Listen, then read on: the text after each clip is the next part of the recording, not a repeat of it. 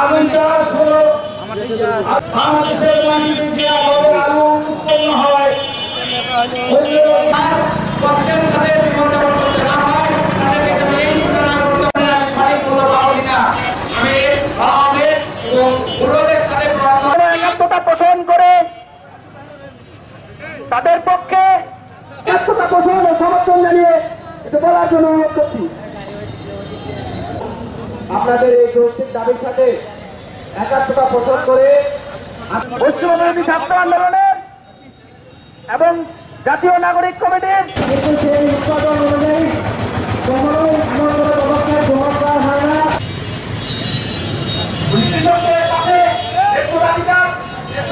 অরাজ্য অযুক্তি ভাড়ার প্রতিবাদে দুর্বল আন্দোলন গড়ে তুলতে পারি এবং আমরা মানুষ প্রতিবাদ করতে শিখেছে।